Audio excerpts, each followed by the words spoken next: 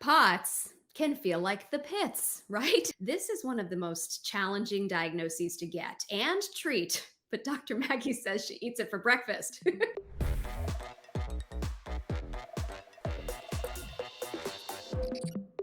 Yes, POTS. A lot of people don't even know what that is. And when you actually spell out what the whole word is postural orthostatic tachycardia syndrome. Say that 10 times fast, you out there. Now, not only do a lot of people don't know what it is, but a lot of people don't even know what is the root cause of it. Newsflash, it's related to autoimmunity. And all of you listening out there, start to think about this and checklist it in your head and start writing in the comment section. How many of you have an autoimmune diagnosis, or you may not even have an autoimmune diagnosis, but you got symptoms of dizziness, vertigo, fast heart rate, blood pressure drops, and sometimes nausea.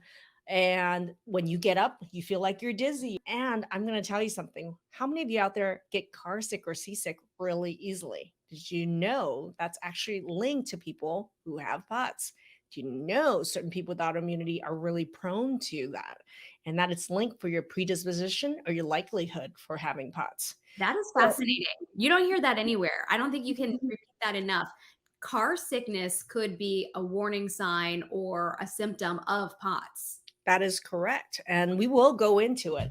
But I want to know right now in the audience how many people, based on the list of symptoms that I've talked about, already know that you have some of those symptoms, already have been trying to tell your doctors you've had those symptoms.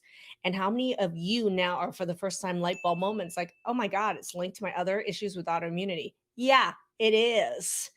And that's the problem. In my experience, at least 40 to 50% of people with any autoimmune disease can have one or many of these symptoms I just discussed. Mhm. And yet, few, if any of them, ever really get a diagnosis of POTS, postural orthostatic tachycardia syndrome. Notice in the name, they specifically are referring to orthostatic means blood pressure changes when you change position. Tachycardia means fast heart rate. So there is a definition for what fulfills clinically for this diagnosis. But yet, how many of you have symptoms that are the exact symptoms I talk about? And you may not have the blood pressure drop, or you may not have the positional dizziness all the time and only sometimes. That doesn't neatly fit into that diagnostic criteria, but you still have tons of symptoms. And so getting a diagnosis can be really difficult because there's a clinical criteria for it. And there's specific types of testing that can be done. Guess where? At a cardiology office. And is that the right spot for that? Hell no. This is the big problem, man, is a lot in our conventional regular doctor world. Regular doctors frequently dismiss these symptoms. How many of you have talked to your regular doctor and had those dismissed? Secondly, right? And secondly, how many of you have tried to go to the doctor and then you get immediately referred to a cardiologist, a heart doctor? Again, I mentioned this is autoimmune related. What does a heart doctor know about autoimmunity? Not very much. Zilch. So it's just, oh, you got this heart issue. And there's no understanding that the causes of this is actually from the autoimmunity, right? So as a result, people go to the cardiologist. They may get a workup, they may not. If they do get a workup, it'll be the tilt table test. And we'll even talk about that. But sometimes people lack access to the cardiologist to get the test done. Sometimes the test isn't even done properly. And number three, many people, even if they do the test, may be partially positive, but not fully fully positive to qualify for the diagnosis. And yet you really do have this problem. You really have these symptoms and you are really shit out of luck. Because I'm wondering, even if you are, let's say, lucky enough to get the diagnosis after dealing with all these symptoms, is there any kind of an effective treatment? No. And that's the thing is because they're not treating what's causing it. Like the cardiologist has no clue this is related to your autoimmunity. Yet, I mean, people are filling the comments with how they are having these symptoms. And I'd love how many of you out there have gone through this diagnostic rigmarole trying to get a diagnosis and have fallen into one of these like abyss that I talk about where you don't really have the diagnosis or you can't get the diagnosis or you can't see the cardiologist. How many of you are in that boat and yet your life is so severely affected? Something's got to be done. And how many of you have been told that you're crazy for Cocoa Puffs, you're having anxiety attacks, you need an antidepressant, I mean, it can right? be really serious. Somebody said they fell down and broke their leg because they're passing out when they stand up. I mean, Well, and Lynn's comment is really key here because she has the diagnosis and she's still freaking passing out and breaking her leg. So it goes to, even when you get the diagnosis, get what the treatment is: cardiology drugs, which the most common treatment is what we call a beta blocker, which is designed to slow down the fast heart rate, the tachycardia. But guess what it also does? Lo- something to your blood pressure. Lowers your blood pressure. Wouldn't lowering your blood pressure make these symptoms worse? It would feel that way. Hi, I'm Maggie Yu, and I'm a functional and holistic medicine physician and the creator of the Transform and Transform Protocol.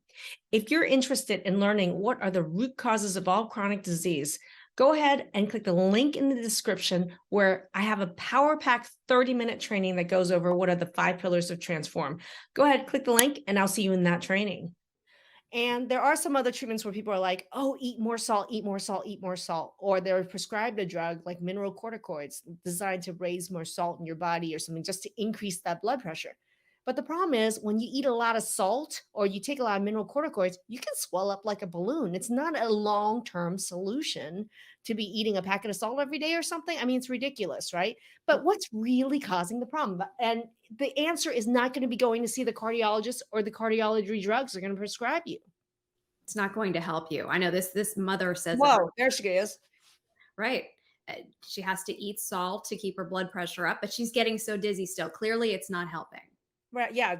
Try giving a teaspoon, 2 teaspoons of salt to your kid every single day. Is that a good solution? And if it worked, maybe, but it's not working. And that's the frustration. How many of you have received treatment, quote unquote, for POTS and it's not working? That's the problem here. Because it seems to me that you're just trying to treat symptoms here that are also then creating other problems and you're not dealing with root cause. Well, and the thing is, the way we've designed the kind of doctors you go to is the problem. We have in the regular doctor world, you got a problem. There's a specific specialist you should go to, and they're the specialist in this little narrow area. That's supposed to be your solution. Now, Mhm. think about all the different types of doctors that people with POTS get sent to. Because number one is most commonly we say the cardiologist, right? But some people will be like, oh, cardiology says is negative, but I'm sitting here with Hashimoto's and rheumatoid arthritis. I'm going to go talk to my rheumatologist about this. Your rheumatologist, all they care is about your joints and whether they're going to prescribe you Humira at Plaquenil or not. They don't give a rat's ass about the fact that you're dizzy and fainting when the cardiologist said there's nothing wrong. Right now, you're cuckoo for Cocoa Puffs category. Or number three, you're dizzy, right? And then you go get to see the ear, nose, and throat doctor. The Mm. ear, nose, and throat doctor, they do all these examinations, ear, nose, and throat, and they say, "Oh, nothing looks wrong." Well, it's not coming from your ear, nose, and throat. So then, oh, you get sent back to primary care doctor, and then you get sent to the psychiatrist, who's like, "Oh yeah, all those doctors said there's nothing wrong with you. Let's get you some antipsychotics."